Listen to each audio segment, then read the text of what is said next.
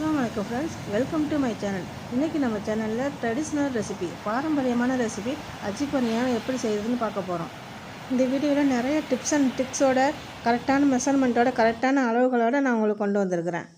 இந்த மாதிரி புசு புசுன்னு அச்சி பனியாரம் உங்களுக்கும் வரணுன்னா நான் சொன்ன அளவுகளையும் நான் சொன்ன டிப்ஸையும் ஃபாலோ பண்ணால் மட்டும்தான் இதே மாதிரி உங்களாலையும் கண்டிப்பாக சுட முடியும். அச்சி பனியாரங்கிறது எல்லாராலையும் சுட முடியாது, சுட்டாலும் அது சரியாகவும் வராது. இப்போ நான் சொல்கிற டிப்ஸ் அண்ட் ட்ரிக்ஸை ஃபாலோ பண்ணிங்கன்னா எல்லாராலையும் பிகினர்ஸாக இருக்கிறவங்க கூட இதை கண்டிப்பாக இதை சுட முடியும். வாங்க வீடியோக்குள்ளே போய் எப்படி செய்யுதுன்னு பார்க்கலாம். அதுக்கு முன்னாடி நம்ம சேனலை சப்ஸ்கிரைப் பண்ணாதவங்களாம் சப்ஸ்கிரைப் பண்ணிவிட்டு பக்கத்துலேயே வர பெல் பட்டனை ப்ரெஸ் பண்ணி அதில் வர ஆளுங்கிற ஆப்ஷனை கொடுத்து வச்சுக்கோங்க. அப்போ தான் நான் போடுற புது அப்டேட்டு உங்களை வந்து சேரும். இதுக்கு மாவு எப்படி ரெடி பண்ணணுன்னா, குண்டு பச்சரிசி கடையில் வாங்கி கழுவி சுத்தம் பண்ணிவிட்டு 2 மணி நேரம் ஊற வச்சுக்கணும். ஊற வச்சு அது காய வைக்கணும்னு அவசியம் இல்லை. சுத்தமாக தண்ணியை வடிகட்டி நல்ல எல்லா தண்ணியும் சுத்தமாக வடிஞ்சதுக்கு பிறகு மிக்சியில் போட்டு இடிச்சுக்கணும். இடிக்கும்போது அந்த மாவு வந்து ரொம்ப குறப்பாகவும் இல்லாமல் ரொம்ப மைதா மாதிரியும் இருக்கக்கூடாது. கையில் எடுத்து பார்க்கும்போது லேசான ஒரு நரநரப்பு தெரியணும். நல்லா வெயிலில் காய வச்சு சளிச்சு வச்சுக்கணும். தேவையான அளவுக்கு எடுத்து கை பொறுக்கிற சூட்டில் வறுத்து நல்லா ஆற வச்சிருந்தேன். அதுக்கு தேவையான பொருள் என்னென்னு பார்த்துடலாம். வறுத்து வச்ச மாவு 2.5 கப்பு, சீனி 1.5 கப்பு, முட்டை 6, ரோஸ் எசன்ஸு 1 ஸ்பூன், வெண்ணிலா எசன்ஸு 1 ஸ்பூன்,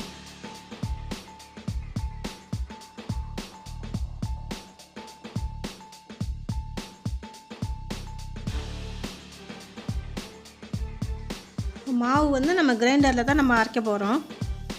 இப்போ சீனியும் முட்டையும் ஃபஸ்ட்டு போட்டு நான் அரைச்சிக்கிறேன்.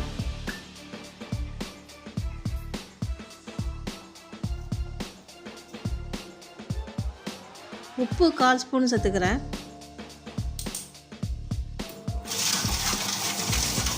சீனி கரையிற வரைக்கும் நான் அரைச்சிக்கிறேன்.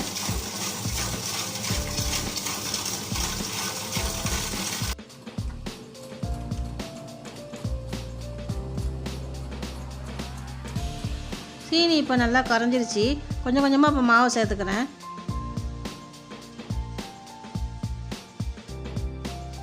வறுத்த மாவு நல்லா ஆற வச்சு போடுங்க, இல்லைன்னா முட்டை வெந்து போயிடும். அரைஞ்சது போதுமானு தெரிஞ்சுக்கணுன்னாக்கா கொஞ்சம் மாவை எடுத்து தண்ணியில் போட்டு பாருங்கள். அந்த மாவு வந்து கரைஞ்சி போகாமல் அப்படியே நிற்கணும். இப்போ வந்து நல்லா மாவு அரைஞ்சிருக்குது, தண்ணியில் கரையாமல் நிற்கிது. இந்த அளவுக்கு இப்போ அரைச்சிக்கிட்டால் போதும். இதோட மாவு எல்லாத்தையும் நான் வலிச்சு எடுத்துக்க போகிறேன்.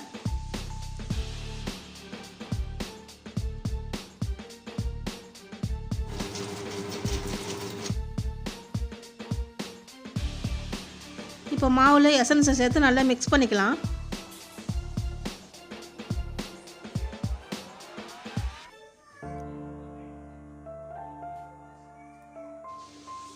வீடியோ கடைசி வரைக்கும் ஸ்கிப் பண்ணாமே பாருங்கள், அப்போ தான் நான் சொல்கிறது என்னன்னு உங்களுக்கு புரியும்.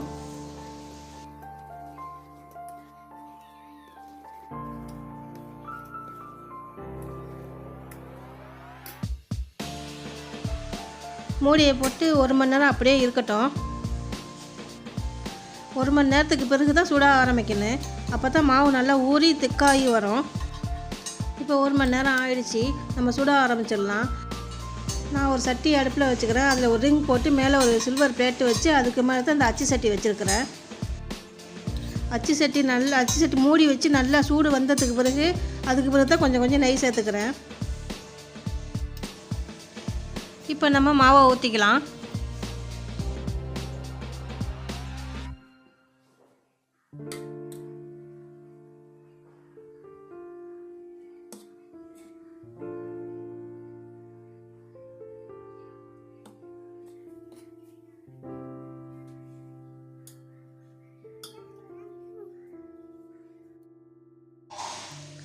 இப்போ இந்த அச்சி சட்டியோட மூடியும்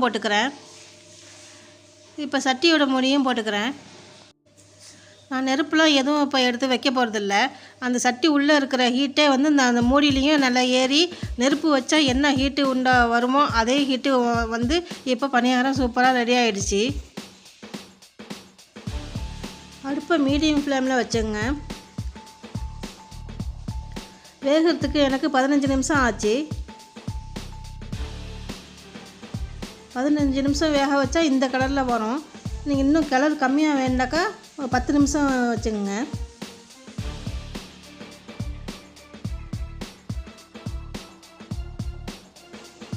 இன்னொரு வாட்டி சுட்டு காமிக்கிறேன்.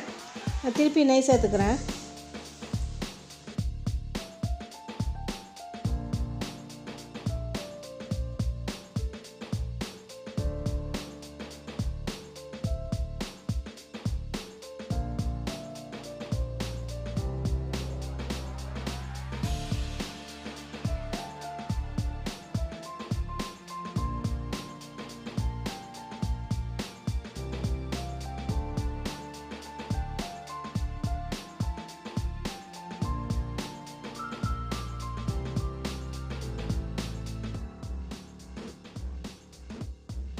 இதுக்கு முன்னாடி பூவடை எப்படி செய்கிறதுன்னு வீடியோ போட்டிருக்கேன். அது ஐ பட்டனில் மேலே கொடுத்துருக்காங்க, வேணுங்கிறவங்க செக் பண்ணிங்க.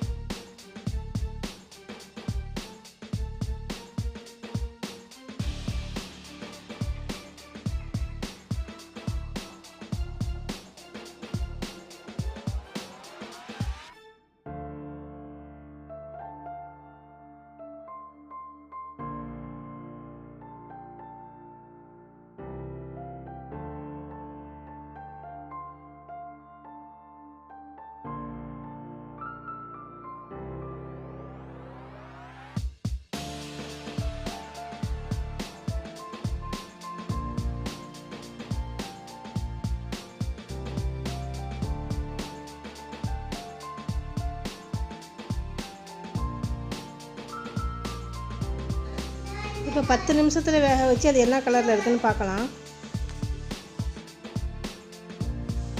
பாருங்கள், 10 நிமிஷத்தில் வேக வச்சு இந்த கலரில் தான் இருக்கும். உங்களுக்கு இந்த கலர் பிடிக்கும்னு சொன்னால் இந்த கலரில் நீங்கள் 10 நிமிஷத்துலேயே எடுத்திங்கன்னா இந்த கலரில் வந்துடும். ஆனால் மாவு இருக்கான்னு செக் பண்ணிங்க. ஒரு டூத் பிக் வச்சு குத்தி செக் பண்ணி பார்த்துங்க. இந்த பணியாரம் எங்கேயுமே கிடைக்காது, கடைகள்லாம் எங்கேயுமே இது வாங்க முடியாது. இது வீடுகளில் தான் செய்வாங்க. சில வீடுகளில் சுட்டு வியாபாரமும் பண்ணுறாங்க. ஒரு பணியாரத்தோட விலை 8 ரூபா சொல்கிறாங்க. 50 பணியாரம் வந்து 400 ரூபாய், 100 பணியாரம் வந்து 800 ரூபாய் ஆகுது.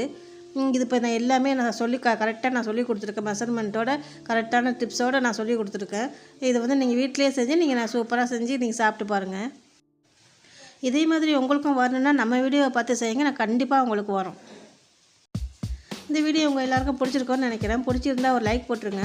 மறக்காமல் சப்ஸ்கிரைப் பண்ணிடுங்க. ஃப்ரெண்ட்ஸ் அண்ட் ஃபேமிலிக்கும் ஷேர் பண்ணிடுங்க. வேறு புதிய ரெசிபியோட புதிய சுவையோடு மீண்டும் சந்திக்கிறேன். இது வரைக்கும் ஸ்கிப் பண்ணாமல் பார்த்ததுக்கு தேங்க்யூ ஸோ மச்.